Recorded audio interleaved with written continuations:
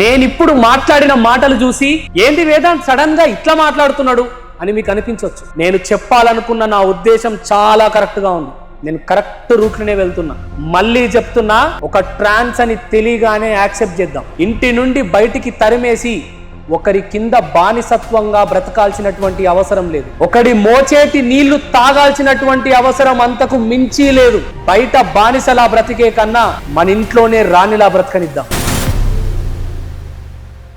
And ఈ video తీయడానికి ముఖ్య ఉద్దేశం ఏంటంటే, ఒక ట్రాన్స్జెండర్ అని తెలియగానే మార్పు మొదలవ్వాల్సింది వాళ్ళ ఇంట్లో తన తల్లిదండ్రి దగ్గర. యాక్సెప్ట్ చేయాలండి, పరువు పోతుంది. పేరెంట్స్ యాక్సెప్ట్ చేయడానికి పేరెంట్స్ కి గవర్నమెంట్ సైడ్ నుంచి కౌన్సిలింగ్ సెంటర్లు పెట్టాలి, వాళ్ళకు కౌన్సిలింగ్ నిర్వహించాలి. అండ్ పేరెంట్స్ ఒకవేళ ఇలా పిల్లలని ఇంట్లో నుండి బయటికి తరిమేసినా, లేకపోతే ఇంట్లో నుండి పిల్లలు బయటికి వెళ్ళిపోయి బ్రతుకుతానని చెప్పినా, ప్రభుత్వం ఒక చట్టం తీసుకురావాలి దీనిపైన. ఒక ట్రాన్స్జెండర్ అన్నప్పుడు తన తల్లిదండ్రుల దగ్గరనే బ్రతకాలి. ప్రభుత్వం నుండి తల్లిదండ్రులకు కౌన్సిలింగ్స్ ఏర్పాటు చేయాలి. అరే ట్రాన్స్ అని తెలియగానే కథం ఇలా పుట్టామని తెలిస్తే మా పరువు పోతుంది. ఎందుకు పోతుందండి పరువు? ట్రాన్స్జెండర్ గా పుట్టడం నేరమా ఘోరమా? సరే, మీరు అనుకున్నట్టే ఒకవేళ నిజంగా మీ పరువు పోతుంది అనుకుంటే, ఇంట్లో నుండి పిల్లోని బయటికి పంపించేసి ఇలా సమాజం నుండి వివక్షకు గురై ప్రాస్టిట్యూషనో బెగ్గింగో చేస్తే మీ పరువు పోదా? మనము కన్న మన పిల్లలు ట్రాన్స్ గా మారినంత మాత్రాన మనమే వాళ్ళను యాక్సెప్ట్ చేయకపోతే సమాజం ఎట్లా యాక్సెప్ట్ చేస్తుంది? ఎవరి గురించి ఆలోచిస్తున్నావు?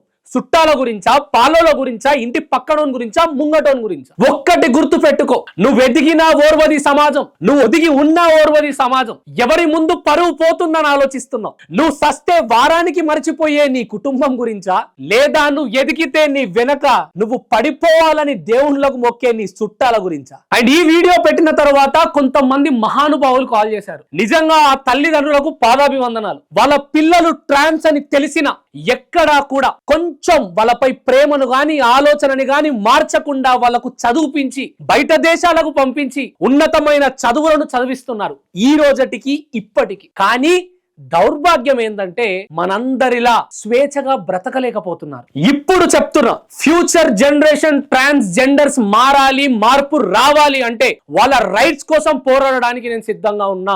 వాళ్లకు కావాల్సినటువంటి బ్రతుకు కోసం పోరాడడానికి నేను సిద్ధంగా ఉన్నా. మార్పు రావాలి, మార్పు రావాలి, మార్పు రావాలి.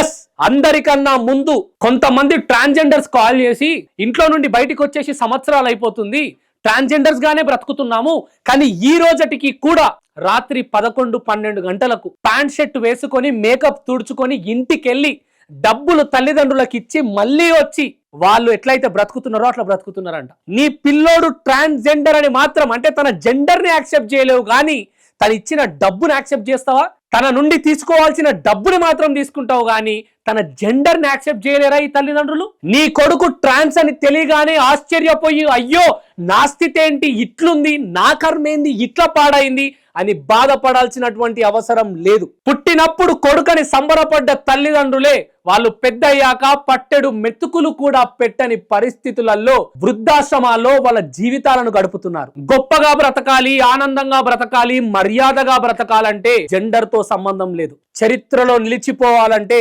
చేసే పనిపై, చదివే చదువులపై, సమాజంలో బాధ్యతగా ఉండేదానిపై ఉంటుంది. ఇక ఇదిట్లుంటే ఇంకొంతమంది తల్లిదండ్రులు అయితే తన కొడుకు ట్రాన్స్ అని తెలిసినా కూడా పెళ్లిళ్ళు చేస్తారు. ఎందుకు అంటే కుటుంబంలో మర్యాద కోసం, కుటుంబంలో పరువు పోకుండా ఉండడానికి.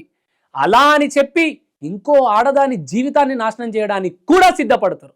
తర్వాత విడాకులైనా పర్లేదు, కానీ తన కొడుకుకు పెళ్లి చేశామని చెప్పుకోవాలంతే. ప్రజలారా, ట్రాన్స్ గా పుట్టడం కర్మ కాదు, ట్రాన్స్ గా పెరగడం కర్మ కాదు, ట్రాన్స్ అని చెప్పుకొని బ్రతకడం కర్మ కాదు, తన సొంత కన్న తల్లిదండ్రులే యాక్సెప్ట్ చెయ్యకపోవడం కర్మ.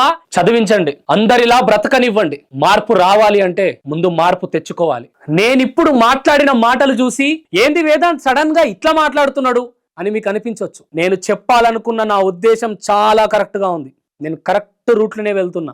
మళ్ళీ చెప్తున్నా, ఒక ట్రాన్స్ అని తెలియగానే యాక్సెప్ట్ చేద్దాం. ఇంటి నుండి బయటికి తరిమేసి ఒకరి కింద బానిసత్వంగా బ్రతకాల్సినటువంటి అవసరం లేదు. ఒకడి మోచేతి నీళ్లు తాగాల్సినటువంటి అవసరం అంతకు మించి లేదు. బయట బానిసలా బ్రతికే కన్నా మన ఇంట్లోనే రాణిలా బ్రతకనిద్దాం. ట్రాన్స్ ని యాక్సెప్ట్ చేద్దాం. ఎస్, దౌర్జన్యంగా దోచుకోవడం ఆగాలి. ఎస్, ఫ్యూచర్ జనరేషన్ లో మార్పులు రావాలి. ఎస్, మనం అనుకున్నట్టే ట్రాన్స్జెండర్స్ కూడా వాళ్ళలో మార్పులు తెచ్చుకోవాలి. కానీ అవన్నిటికన్నా ముందు పద్ధతులను మార్చాలి. ఇప్పటి వరకు వస్తున్న పద్ధతులను మార్చాలి.